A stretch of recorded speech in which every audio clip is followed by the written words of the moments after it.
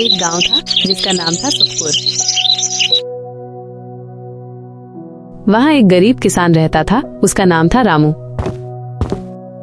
रामू बहुत मेहनती था, पर उसकी किस्मत उसका साथ नहीं देती थी।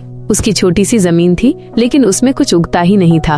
वो हर दिन मेहनत करता, लेकिन फिर भी वो और उसका परिवार भूखा ही रहता था। गांव के लोग रामू का मजाक उड़ाते थे। भाई देखो गरीब रामू को। रामू तेरी जमीन में तो पत्थर उगते हैं। रामू ये सुनकर बहुत दुखी होता था।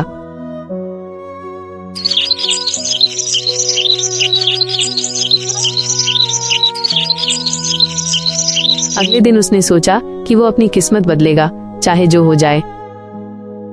गांव के बाहर वाले घने जंगल में जाऊंगा और वहीं कहीं से अपना रास्ता खोजूंगा, जिससे मेरी किस्मत बदल जाएगी और मेरी गरीबी दूर हो जाएगी। रामू ने जंगल की ओर अपना सफर शुरू किया। जंगल बहुत घना और डरावना था। बड़े बड़े पेड़ थे जिनकी शाखाएं आपस में उलझी हुई थी। सूरज की रोशनी भी जमीन तक नहीं पहुंच पा रही थी। रामू थोड़ा डरा, पर वो रुका नहीं। चलते चलते रामू को एक बहुत पुराना और बड़ा पेड़ दिखा। उस पेड़ पर एक भी पत्ता नहीं था।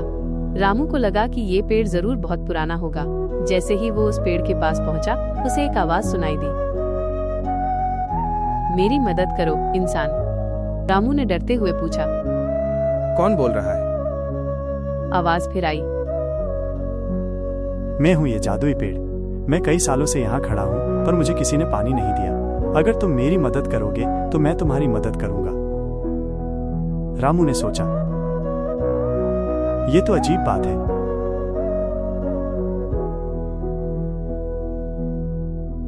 उसने पास की एक नदी से एक बाल्टी में पानी भरा,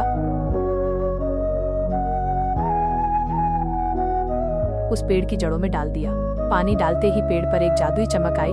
देखते ही देखते उस पर हरे भरे पत्ते और फल उगाए। हे महान पुरुष, तुमने मेरी प्यास बुझाई है।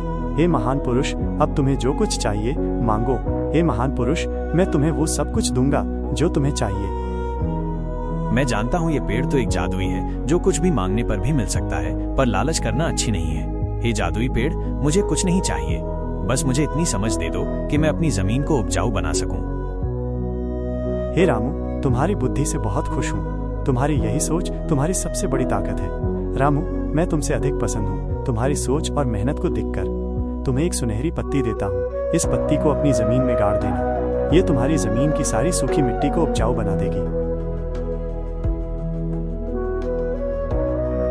रामू बहुत खुश होकर अपने घर वापस लौटा।